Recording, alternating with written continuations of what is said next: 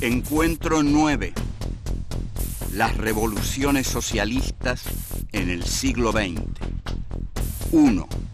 La Revolución Francesa y el terror. 2. La revolución y la autoridad. 3.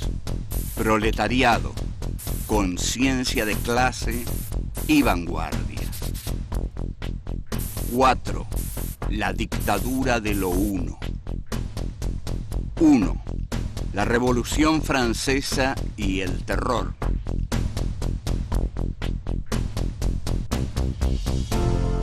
Este es nuestro encuentro 9 y vamos a tratar las revoluciones socialistas. O sea que vamos a ir de un triunfo a otro, o no, más bien de un fracaso a otro, y vamos a tratar de explicar las razones de esos fracasos. Pero nuestro punto de partida no es un fracaso. Nuestro punto de partida es una revolución triunfante, que es la revolución, la gran revolución que hizo la burguesía, que fue la Revolución Francesa de 1789, cuyo símbolo más destellante es la toma de la Bastilla. Esta revolución fue posible por una relación que los hombres decidieron tener con Dios y variarla. Decidieron que no iban a aceptar de ninguna manera que los reyes gobernaban por derecho divino. Ya nada iba a ser por derecho divino. Ustedes imagínense que los reyes decían gobernar por derecho divino. Es decir, que ni más ni menos que Dios garantizaba, respaldaba y apoyaba el reinado de un monarca. La Revolución Francesa atraviesa distintas etapas. El grupo más destellante es el de los jacobinos, que es el grupo de izquierda, llamado así porque se ubicaban en el lado izquierdo de la Asamblea Constituyente de la Revolución Francesa. Los jacobinos eran los... y además el concepto de jacobino quedó como concepto de extremismo político. Son los jacobinos los que declaran, los que decretan los derechos del hombre y del ciudadano, que son un antecedente fundamental de la Declaración de los Derechos Humanos de las Naciones Unidas de 1948. Pero la Revolución Francesa es un proceso complejo y fascinante y conduce a través de varias etapas, entre ellas una fundamental, la decapitación de Luis XVI y María Antonieta, conduce a la etapa del terror, la llamada el terror, que es la que dirige Robespierre y Saint-Just, que era su mano derecha. Robespierre afirma: el gobierno revolucionario debe a todos los buenos ciudadanos toda la protección nacional. A los enemigos del pueblo solo les debe la muerte. Esto es una revolución que divide el campo en amigo y enemigo, por supuesto, como lo dice tan habitualmente el politólogo Carl Schmitt, muy seguido actualmente por los politólogos que quieren estar de moda, porque el politólogo, cuando quiere estar de moda, se entera que otros politólogos, y sobre todo en Europa, están leyendo a Carl Schmitt y todos dicen: hay que leer a Carl Schmitt. ¿Leíste a Carl Schmitt? Bueno, Carl Schmitt dice esto, que la sociedad, cuando se divide en amigos y enemigos, produce frases como la de Robespierre: la revolución a los enemigos solo les debe la muerte. Ahora bien, la justicia revolucionaria y los derechos humanos. La justicia revolucionaria no se plantea la cuestión de los derechos humanos. La justicia revolucionaria se considera a sí misma incuestionable, absoluta. El revolucionario, y sobre todo el revolucionario iluminista y racionalista de la Revolución Francesa, considera que él no solo tiene razón, sino que es la razón misma, la encarnación de la razón.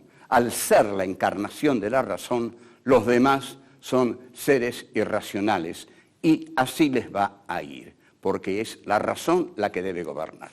Seguimos. 2. La revolución y la autoridad.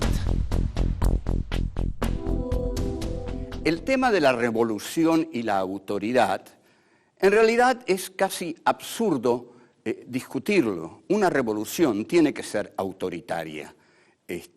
Tradicionalmente, tal como las revoluciones han sido, una revolución se hace para sacar a un partido del poder y para poner a otro. El que lo sacó del poder al otro no lo va a respetar, sino que lo va a perseguir, los va a encarcelar. Es así como se veía la idea de revolución. Hemos ido cambiando y la idea de revolución dejó de verse, porque no está en ninguna parte actualmente. Desdichadamente la idea de revolución no existe, porque la revolución siempre consistió en cambiar la totalidad, y el mundo de hoy está muy fragmentado, entonces es muy difícil cambiar la totalidad. Además, la globalización está manejada por el imperio, así que habría que hacer la revolución contra el imperio, derrocar al imperio para llamar a algo así revolución. Pero en los tiempos de Engels estaba muy influido por la Revolución Francesa y por las revoluciones de 1848, las que Marx refleja, sobre todo en su gran libro, el 18 Brumario de Luis Bonaparte. El texto de Engels es de 1872 y se llama De la autoridad.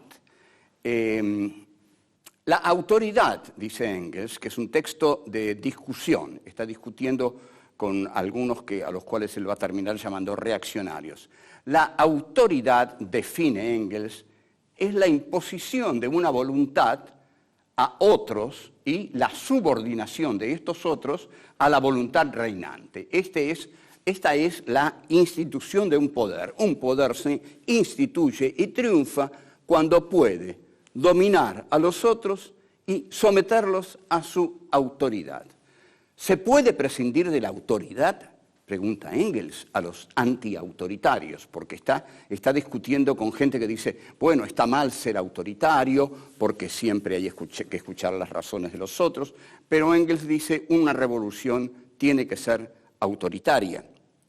Entonces, les pregunta a sus buenos y demócratas interlocutores, ¿ustedes nunca han visto una revolución? Una revolución es la cosa más autoritaria que existe, y si no es autoritaria, no es una revolución. Entonces, Engels dice, la revolución es el acto, y observen cómo aquí, para Engels, el modelo de revolución es la Revolución Francesa. La revolución es el acto por medio del cual una parte de la población impone su voluntad a la otra por medio de fusiles, bayonetas y cañones, medios autoritarios si los hay. Cuando dice fusiles, bayonetas y cañones, se está refiriendo a la Revolución Francesa. Entonces, Engels dice, para mantener el dominio por medio del terror que sus armas inspiran a los reaccionarios. Para Engels, en este texto, todo está muy simple, todo es muy simple, es decir, o muy complejo. Se trata de hacer una revolución y una revolución tiene que tomar el poder. Cuando toma el poder, tiene que reprimir a los que sacó del poder. Para reprimirlos necesita medios autoritarios. Los medios autoritarios son medios violentos, bayonetas, cañones, fusiles, tales como se emplearon en la Revolución Francesa. Esos son medios autoritarios. Una revolución, si no quiere caer al día siguiente, tiene que aplicar estos métodos. O sea, que en el corpus teórico marxista la violencia es fundamental. De aquí que el marxismo se lleve muy mal con la idea de democracia. De aquí que todos los marxismos del siglo XX no hayan sido en absoluto democráticos, porque están desde el comienzo negando la idea de la democracia, porque conciben a la revolución como el sofocamiento de aquellos a quienes han derrocado. O sea que los derechos humanos aquí no están contemplados, al menos no están contemplados los derechos humanos de aquellos a quienes la revolución ha derrotado. La revolución, al derrotar a quienes ha querido sacar del poder, debe silenciarlos por medio del terror. Esto dice Engels en su texto de la autoridad, y creo que es un texto absolutamente claro. Al ser absolutamente claro, nosotros lo agradecemos, y la posición de Engels es esa, y es la posición del marxismo, y es también la causa fundamental por la cual los marxismos del siglo XX terminaron todos en dictaduras más o menos feroces. Seguimos. 3. Proletariado, conciencia de clase y vanguardia. El pasaje necesario, inevitable, que tenemos que hacer entonces, es el pasaje a la Revolución Rusa, a ocuparnos entonces de la Revolución Rusa. La Revolución Rusa está definida para nosotros a partir de su etapa leninista. Lenin es el que encabeza la revolución en Rusia. Ahora, Lenin tiene una formación marxista que le dice que la revolución se hace con el proletariado industrial. El problema que tiene Lenin, que es el que tuvo aquí Mariano Moreno, al no tener una burguesía jacobina que respaldara sus proyectos jacobinos, carecía de la clase social que lo sostuviera, Moreno. El mismo problema tiene Lenin. O sea, para hacer una revolución marxista, lo que Marx, su lectura aplicada del Capital, le enseña es que una revolución marxista se hace con el proletariado industrial como vanguardia, pero como vanguardia popular, como vanguardia masiva. Lenin no lo tiene, no tiene proletariado industrial en esa Rusia atrasada, en la Rusia que recién sale del zarismo, de la guerra, y lo que tiene es un campesinado. Entonces escribe el qué hacer, donde va a tratar justamente de responder a esta dramática pregunta. ¿Qué hacer? Me falta un proletariado industrial. ¿Qué hago? Bien, él tiene algunas ideas que llevaron a puntos muy equivocados. Lenin resuelve que la etapa burguesa no es necesario atravesarlo, porque ustedes observen, si Lenin tiene que esperar a que surja un proletariado industrial, tiene que esperar a que exista en Rusia un largo desarrollo de la etapa burguesa, y no puede esperar al largo desarrollo de la etapa burguesa, más aún cuando Lenin está convencido que bajo la burguesía el proletariado se aburguesa a través del tradeunionismo, a través de los sindicatos, que los sindicatos tienen la misión de incorporar a la clase trabajadora al sistema capitalista. Entonces no confía en el desarrollo de la burguesía. Hay que eliminar la etapa burguesa. ¿Cómo se elimina la etapa burguesa? Desde las ideas, desde la vanguardia iluminada que tiene la teoría de la historia. Hay que darle a las masas la conciencia de clases, pero la conciencia de clases se la tiene que dar la vanguardia. La vanguardia conoce las leyes de la historia y con ese trabajo profundo sobre las masas, es decir, bajando la línea revolucionaria a las masas, es como las masas no necesitan atravesar la etapa burguesa para llegar a tener una conciencia socialista. A ver, voy a repasar esto porque es difícil. Lenin dice, yo no tengo un proletariado industrial. Para tenerlo tengo que esperar el desarrollo de toda una etapa burguesa. Elimino la etapa burguesa y sobre este enorme campesinado que tengo en Rusia, dejo caer la doctrina revolucionaria marxista. Y esa doctrina revolucionaria, cuando cae sobre las masas, produce una revolución, lleva a esas masas a la ideología socialista. Para eso hace falta una ideología de vanguardia y una vanguardia ideológica. A lo que quiere llegar entonces Lenin y a lo que llega es a lo que llama la dictadura del proletariado. Vamos a ver qué es esto de la dictadura del proletariado, que ya estaba en Marx. Ya estaba en Marx. Marx dice, de todos los elementos que yo he descubierto, el más valioso es la dictadura del proletariado. Engels dice, la Comuna de París, he ahí la dictadura del proletariado. Entonces, Lenin dice, vamos a hacer la dictadura del proletariado. Ahora, no puede haber dictadura del proletariado en Rusia, porque no había proletariado. ¿Cuál va a ser la dictadura del proletariado? Bueno, miren, es muy sencillo. La dictadura del proletariado va a ser la dictadura de ese grupo que posee la ideología del proletariado.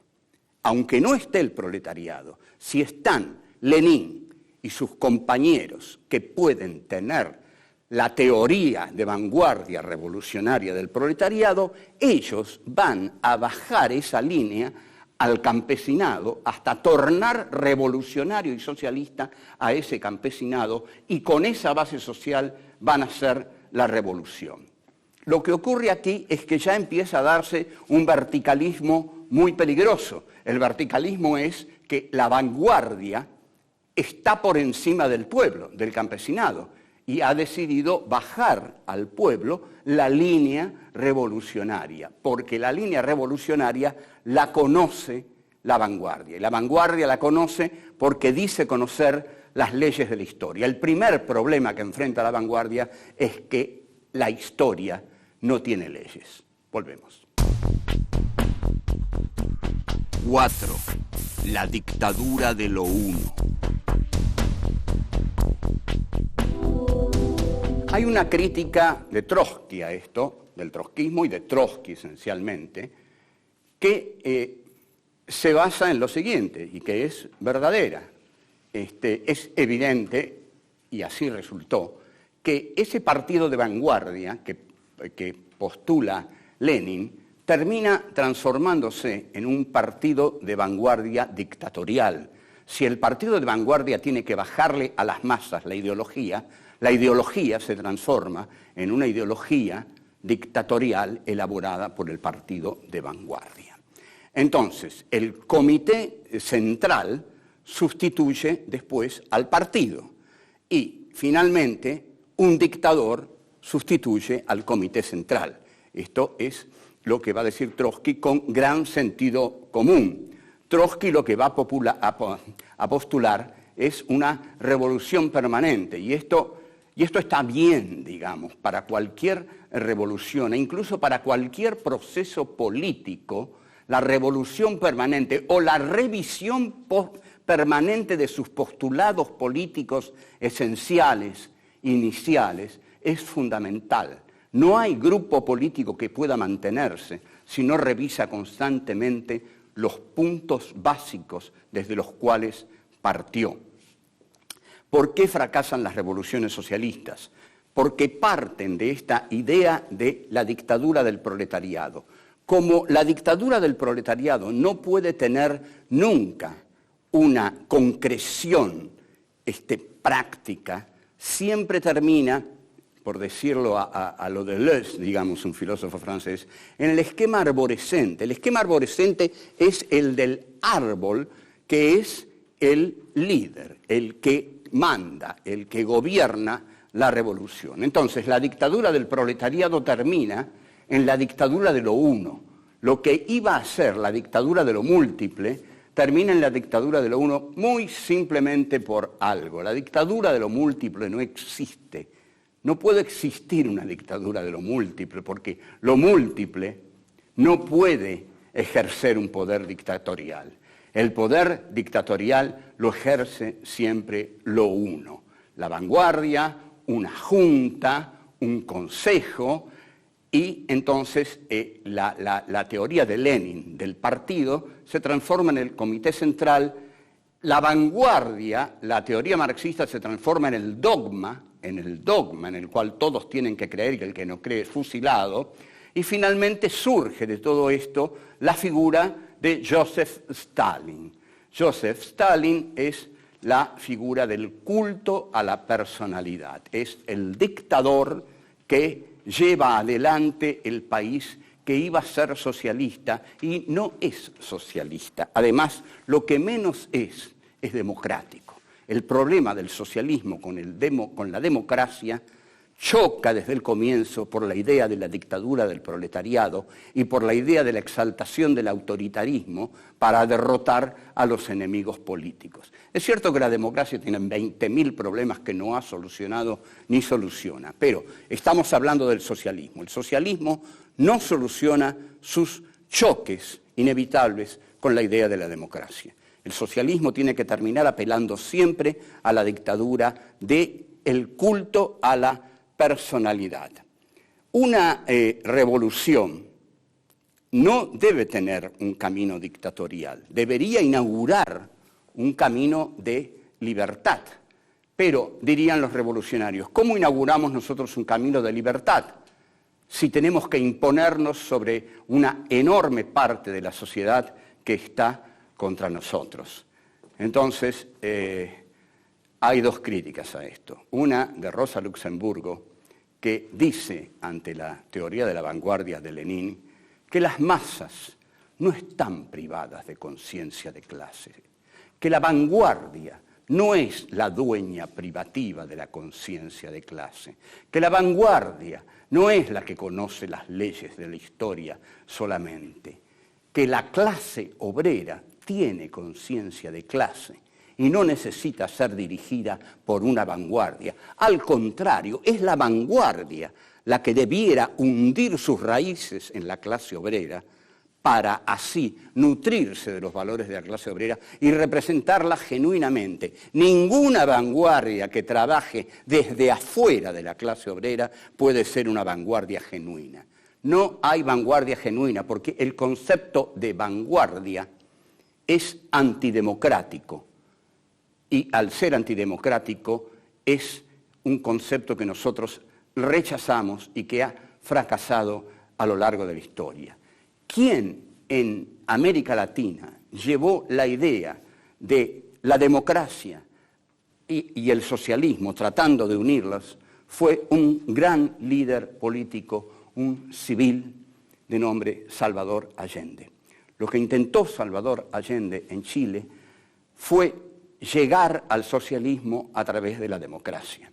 Muchos se rieron de Allende porque eran los violentos los que decían que Allende era un ingenuo, porque a través de la violencia se iba a llegar al socialismo. Como vemos, todos los que tomaron la vía violenta llegaron al socialismo. Lamentablemente no, y no tengo nada para decirles en contra, simplemente los resultados están a la vista. Allende, lo que tengo para decirles en contra es que la vía armada no sirve, que la política es donde el sujeto se realiza. Conocemos entonces que la CIA, más la Pepsi-Cola, más la ITT, más el diario El Mercurio, tiraron abajo a Salvador Allende, que murió heroicamente en el Palacio de la Moneda, como pocos líderes se entregan la vida cuando una revolución viene a derrocarlos. El tema de la revolución y los derechos humanos es muy complejo porque una revolución es eminentemente un acto contra otro. Es decir, una revolución pretenderá ser siempre un acto de justicia en una sociedad. Y si pretende ser un acto de justicia, siempre va a tener que enfrentar a aquellos que agreden a la equidad dentro de una sociedad. Las sociedades cada vez son más desiguales y la idea del socialismo que todos tenemos es la de la igualdad. Lo que todos queremos es la igualdad entre los seres humanos. El neoliberalismo, lo que cada día logra más, es una desigualdad inhumana, una desigualdad peligrosísima que va a terminar con las masas hambrientas asaltando las ciudades. Entonces, los derechos humanos aquí consisten en luchar por la igualdad entre los hombres. Y esa es nuestra concepción de la democracia. La igualdad entre todos y cada uno de los seres humanos. Chao, hasta luego.